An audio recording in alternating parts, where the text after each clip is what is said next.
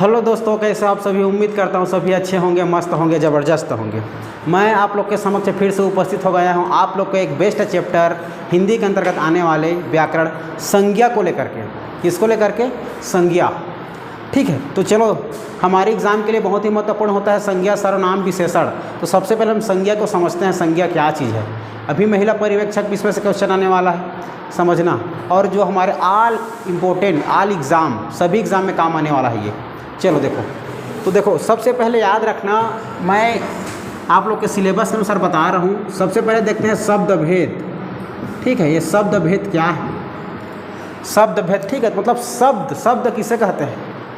ठीक है, तो दो या दो से अधिक वर्णों से मिलकर बना हुआ एक शब्द होता है। दो या दो से अधिक वर्णों से मिलकर बना होता है, क्या कहते हैं हम? शब्द कहते हैं।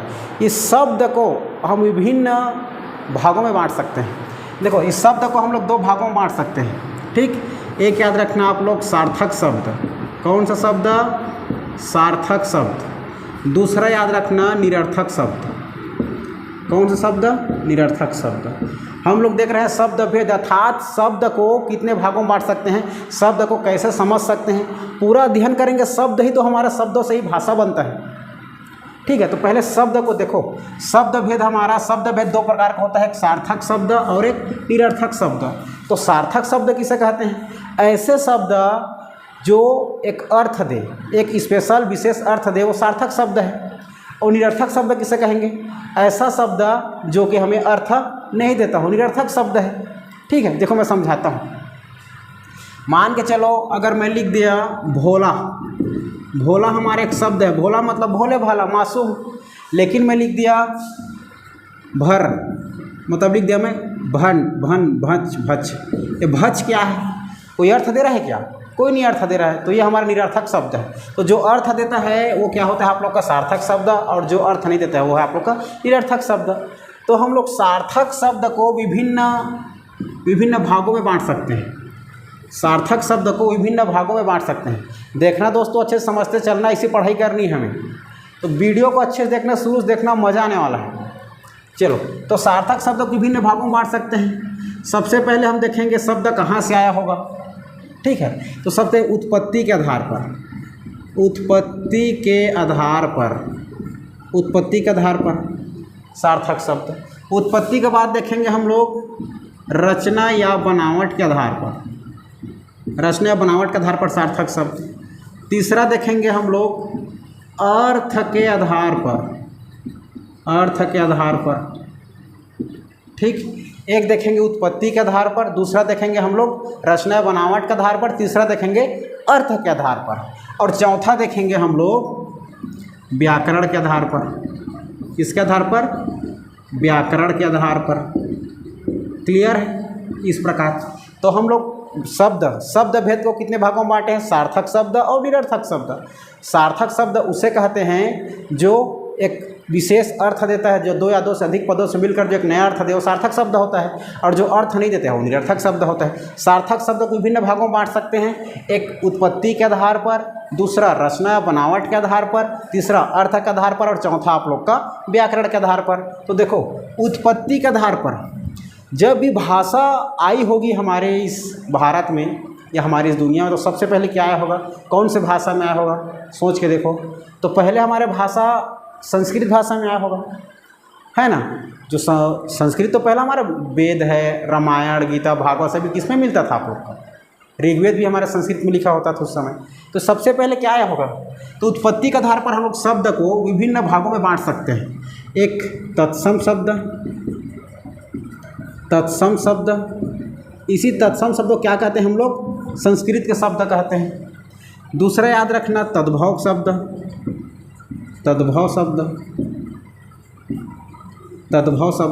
एक तत्सम शब्द अर्थात संस्कृत के शब्द पहले, संस्कृत के बाद वृद्धि होते हुए हमारा भारत में तद्भव आया। तद्भव मतलब हिंदी। तो याद रखना तत्सम मतलब संस्कृत के शब्द, तद्भव मतलब हिंदी के शब्द। इसके बाद याद रखना देशज शब्द।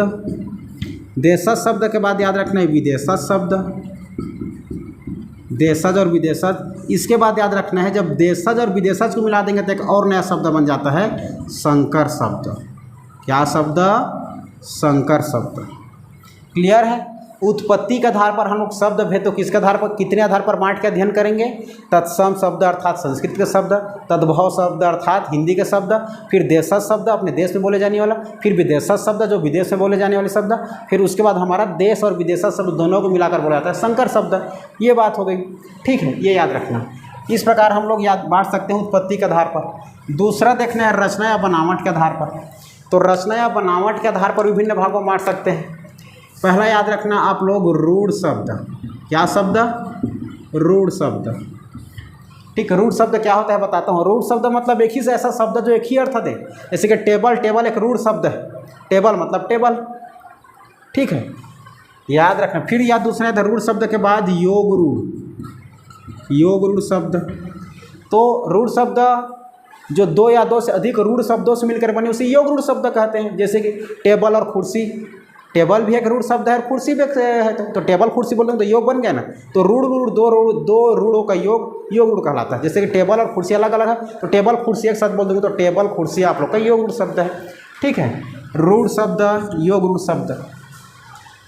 इसके बाद देखना है आप लोग को यौगिक शब्द। क्या शब्द देखना है? यौगिक शब्द। यौगिक शब्द याद रखना।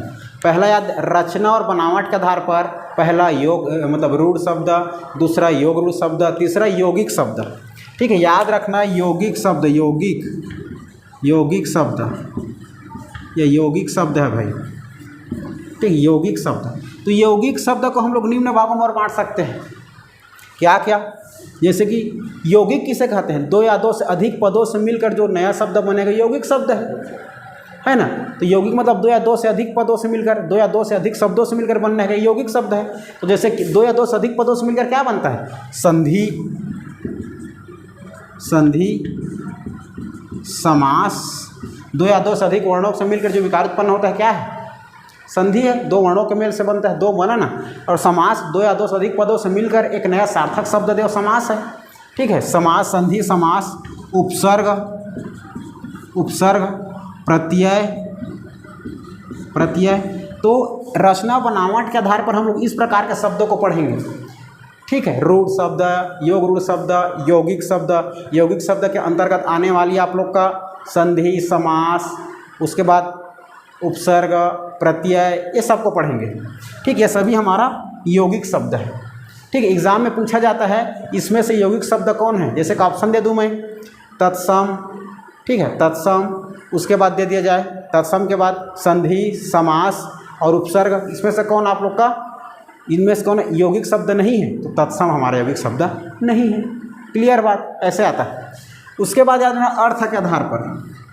अर्थ के आधार पर हम लोग विभिन्न भागों में बांट के अध्ययन करेंगे। जैसे कि जो एक अर्थ दे, एकार्थी शब्द, जो अनेक अर्थ दे, अनेकार्थी शब्द, और जो समान अर्थ दे, समानार्थी शब्द, और जो उल्टा अर्थ दे, विलोमार्थी शब्द। समझ रहे हो ना? विलोमार्थी शब्द। इस प्रकार में हम लोग अर्थ के आधार पर पढ़ेंगे। जो एक अर्थ दे, एकार्थी शब्द, जो अलग अलग अर्थ दे, जो समान अर्थ दे, समानार्थी शब्द, जो उल्टा अर्थ दे, विरुद्धार्थी शब्द, ठीक है, जो एक से अधिक अर्थ दे, अनेकार्थी शब्द। इस प्रकार हम लोग क्या पढ़ेंगे? अर्थ के आधार पर पढ़ेंगे। एकार्थी, अनेकार्थी, समानार्थी, विलोमार्थी, विरुद्धार्थी, इस प्रकार।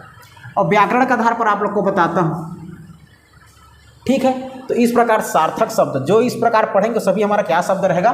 सार्थक शब्द रहेगा। याद रखना, सार्थक शब्द, ठीक है। अब देखते हैं निरर्थक शब्द। ये व्याकरण को बताता हूँ ना, व्याकरण जो लास्ट टाइम में हम लोग गिने चुने करके जो सबको मिलाकर पढ़ेंगे व्याकरण के अंतर्गत आएगा, ठीक है। रस, छंद, अलंकार, ये सभी विभिन्न प्रकार के समास सभी व्याकरण में आएगा। तो मैं निकालूंगा अलग से व्याकरण के लिए, इन सबको छांट मिल करके निकालना व्याकरण। तो निरर्थक शब्द बताता हूँ, ठीक है।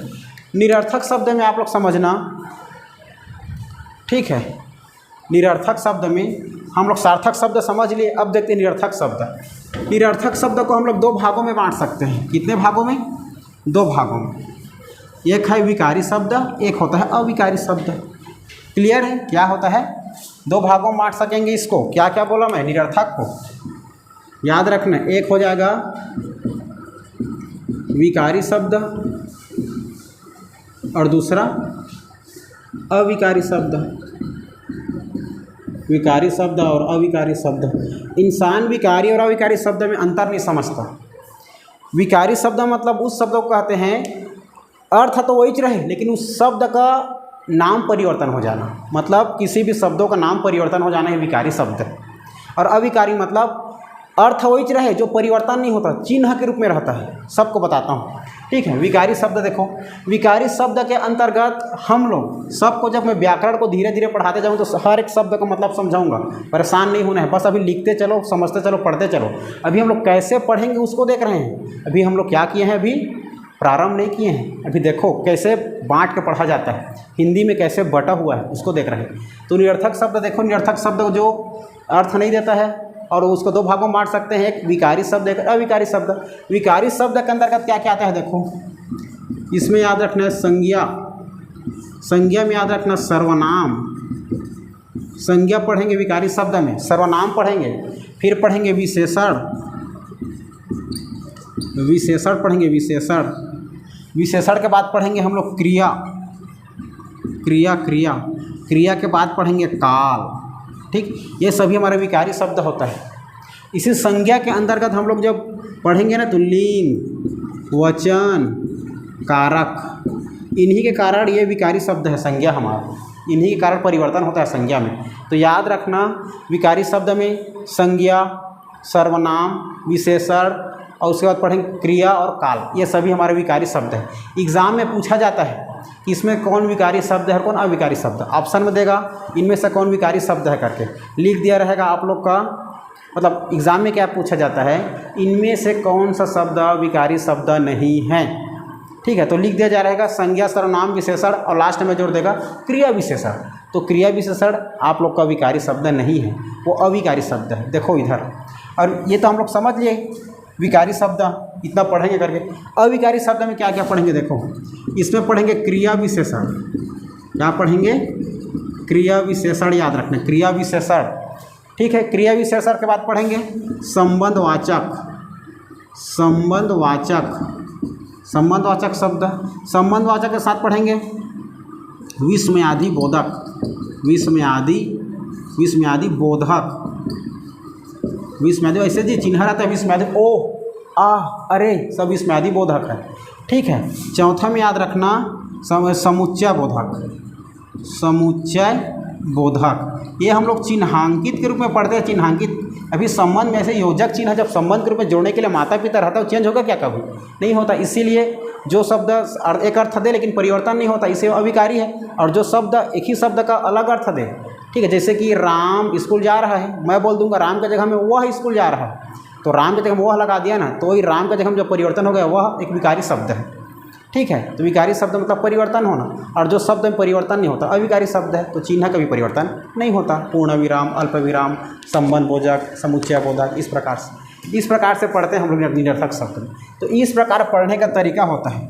और बच जाएगा उसमें आप लोग का क्या क्या बच गया, रस, छंद, अलंकार, और मतलब इसमें तो पढ़ेंगे ही रस, है ना। तो रस, छंद, अलंकार, लोकोक्ति, मुहावरा, ये सभी व्याकरण में आता है हमारा, ये भी व्याकरण में आता है। और एक साहित्य पढ़ेंगे अलग से, साहित्य जैसे कि साहित्य में रचना, रचनाकार, गद्य, पद्य, ये विभिन्न प्रकार के जो साहित्य आता है, ठीक, ये हमारा सभी व्याकरण में आता है। ऐसे पढ़ना होता है, इसी शब्द के अंतर्गत आता है सभी, ऐसे पढ़ाई करनी होती है। क्लियर है। तो चलो, तो जिसमें का आज हम लोग पढ़ने वाले हैं आप लोग का विकारी शब्द, क्या पढ़ने वाले हैं, विकारी शब्द। तो विकारी शब्द में पहले स्टार्ट करेंगे आज हम लोग का संज्ञा। क्लियर है। चलो, तो हम लोग संज्ञा स्टार्ट करते हैं, ठीक। तो संज्ञा हम लोग दूसरे वीडियो में देखेंगे दोस्तों, आप लोग वीडियो को अच्छे से समझना। क्लियर है। दूसरे वीडियो में देखेंगे हम लोग किसको, संज्ञा को। चलो, आज के लिए इतना ही, फिर मिलेंगे दूसरे वीडियो में। दूसरे वीडियो का इंतजार करना, बहुत जल्द अपलोड करने वाला हूँ। फिर मिलेंगे अगले वीडियो में, तब तक के लिए जय हिंद।